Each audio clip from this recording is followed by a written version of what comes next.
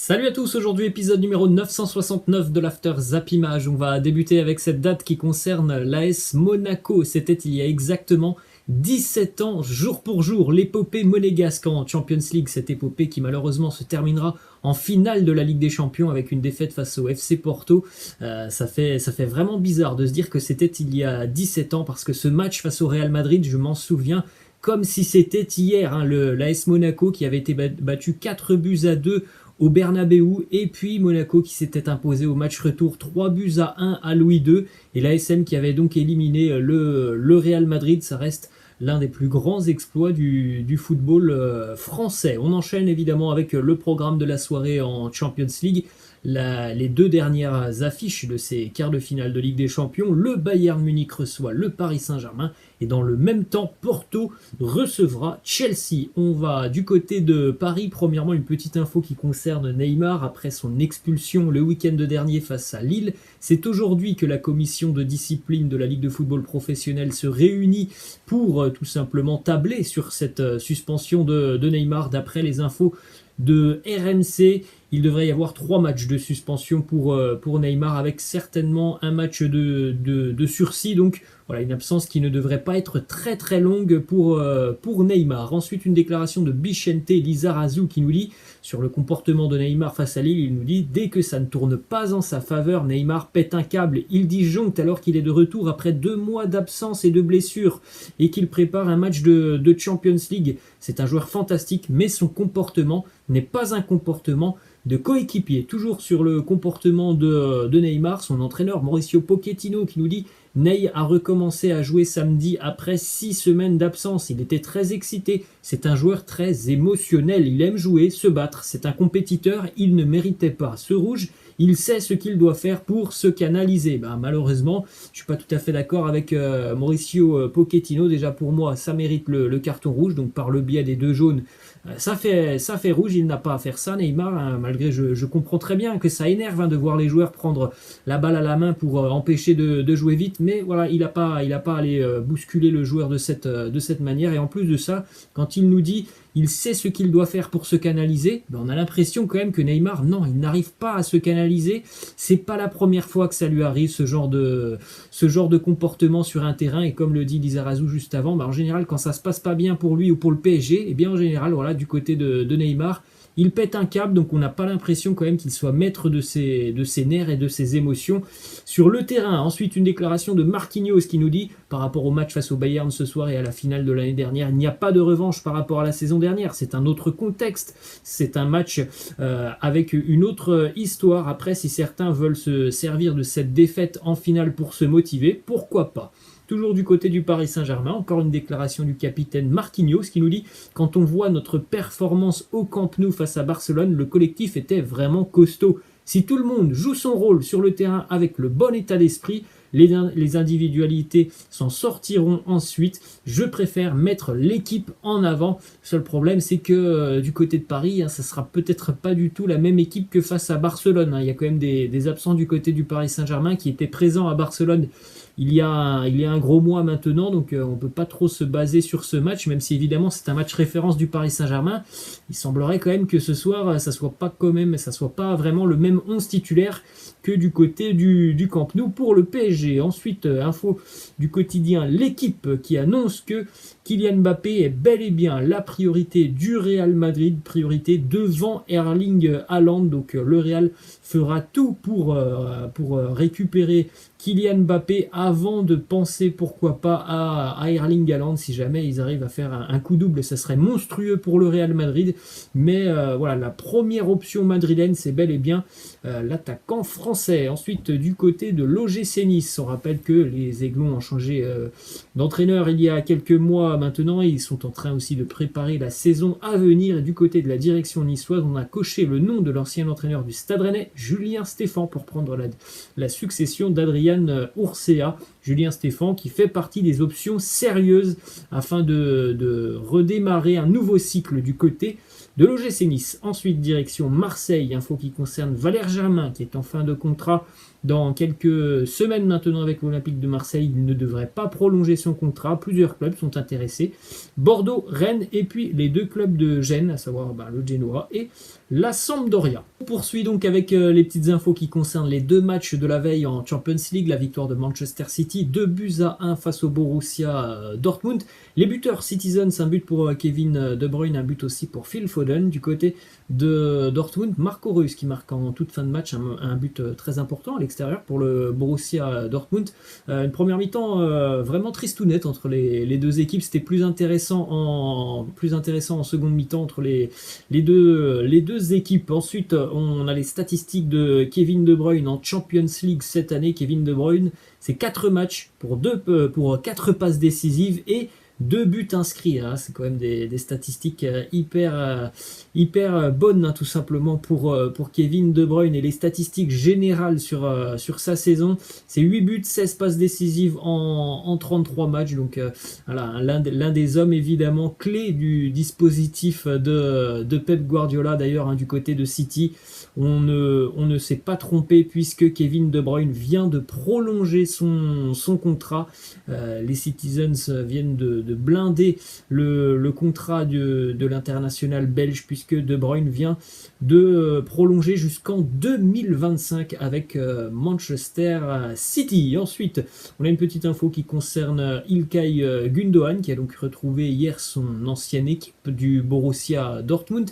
İlkay Gündoğan, c'est une petite info assez incroyable quand même. Il a marqué plus de buts cette année avec Manchester City qu'en 5 saisons du côté du Borussia Dortmund. Vous le savez, on en a souvent parlé. Il est en train de vivre une saison exceptionnelle. Gündoğan, c'est tout simplement la meilleure saison de sa carrière. C'est un véritable buteur cette année, İlkay Gündoğan. Ensuite, l'autre résultat qui nous intéresse, c'est évidemment la victoire du Real Madrid qui s'est imposée avec la manière face à Liverpool sur le score de 3-1. Donc une belle préparation avant le Classico ce week-end pour le Real qui a vraiment dominé son sujet hier.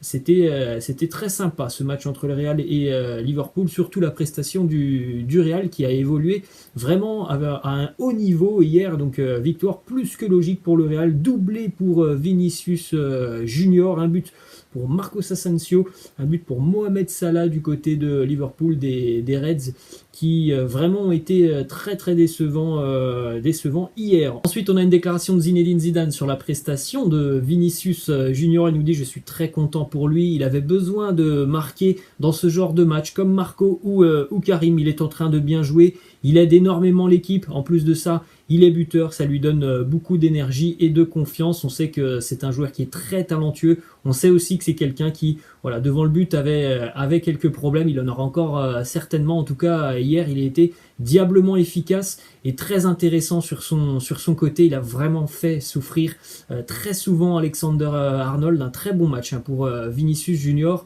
On rappelle qu'il est encore quand même très jeune et évidemment ce genre de match, ça va lui servir pour le futur de sa carrière. Ensuite, Marco Asensio, buteur hier après l'énorme erreur justement de Trent Alexander-Arnold qui était en grande difficulté sur ce match. Marco Asensio, sur ses 4 derniers matchs avec le Real Madrid, c'est 4 buts, lui aussi qui a vécu quand même des semaines hyper compliquées. Il est en train de retrouver la confiance, il empile les buts, donc c'est une très bonne nouvelle pour le Real Madrid. Ensuite, déclaration justement de Marco Asensio qui nous dit: nous avons été supérieurs ce soir et nous méritons notre victoire. Je suis heureux d'avoir aidé mon équipe en marquant un but. Je savais que mon moment arriverait et il arrive au meilleur moment de la saison. Nous devons continuer à jouer de cette façon. C'est vrai que pour Asensio, il est décisif depuis quelques semaines et on arrive dans les moments très importants de cette saison, que ce soit en Liga comme en Ligue des Champions.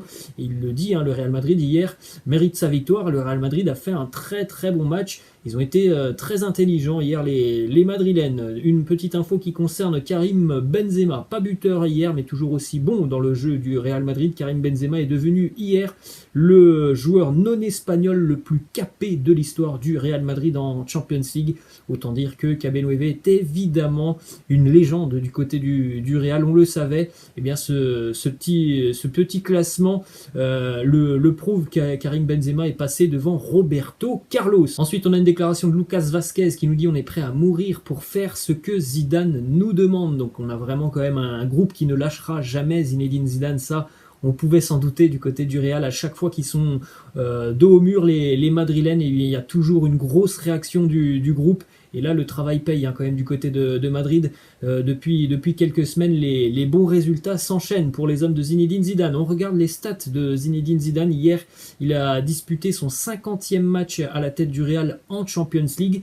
Donc le bilan est quand même très très positif évidemment avec Zidane du côté du Real en Ligue des Champions. 50 matchs, 31 victoires, 10 nuls, 9 défaites, 112 buts inscrits, 60 buts encaissés. Ce sont vraiment des statistiques hallucinantes en Ligue des Champions. Seul un entraîneur a fait mieux que lui, Jupp Heynckes avec le Bayern Munich qui en 50 matchs en avait remporté 32, mais il n'avait pas remporté autant de Ligue des Champions que Zinedine Zidane. Ensuite, justement, la déclat de Zidane sur ce match, il nous dit on les a empêchés de jouer, on a bien étudié leur jeu et on a été très très bon. C'est une victoire méritée. Il est vrai que le Real a vraiment fourni un très gros match hier. La première mi-temps était parfaitement menée de la part des Madrilènes qui ont profité des largesses défensive de Liverpool qui évoluait beaucoup trop haut, les ballons envoyés, les caviars notamment de Kroos sur le premier but, les bons ballons de Modric dans la défense des Reds de Liverpool. Donc ils ont été très intelligents hier.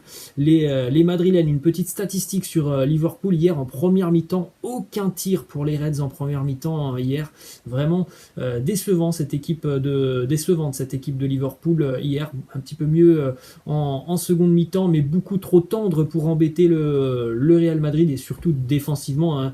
C'est le gros problème du côté des Reds, la charnière qui n'est pas là cette année. Alors vous allez me dire que c'était la même chose du côté du Real, mais du côté du Real, il y a quand même un peu plus, voire même beaucoup plus d'expérience que la charnière de Liverpool, et on l'a vu, la défense des Reds, voilà, c'est beaucoup trop léger pour jouer face au Real Madrid en quart de finale de la Champions League. Ça ne peut pas suffire. Ensuite, on a une petite déclaration de Jürgen Klopp, l'entraîneur des Reds, qui nous dit: ce soir, c'est effectivement le miroir de notre saison. Il est vrai que depuis 4 ou 5 mois maintenant, on voit Liverpool galérer. On l'a vu hier face au Real Madrid.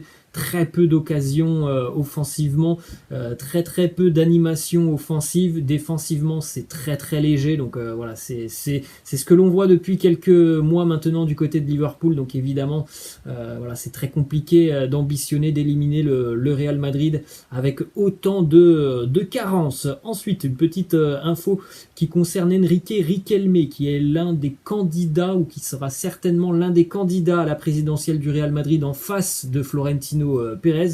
Déclaration d'Enrique Riquelme qui nous dit: Zidane ne serait pas mon entraîneur. Personnellement, j'aime beaucoup Jürgen Klopp et Raoul s'en sort très bien. Raoul fait du très bon travail. Il serait valorisé. Il a annoncé tout ça hier. Je pense déjà qu'il n'a que très très peu de chances de devenir le président du Real Madrid. Et en plus de ça, avec ce genre de déclaration, de dire tout simplement j'aime pas Zinedine Zidane, ça ne serait pas mon entraîneur. Voilà, je suis pas sûr qu'il a gagné des points dans son objectif de devenir président du Real Madrid. Et on va terminer les amis avec cette petite info qui concerne le Real Madrid et qui concerne aussi l'aspect financier du football, puisque depuis de nombreuses années maintenant on voit des transferts complètement hallucinants avec des sommes hallucinantes. Eh bien, il y a une vingtaine d'années, le Real recrutait pour 188 millions d'euros Zinedine Zidane, Figo, Ronaldo, Roberto Carlos.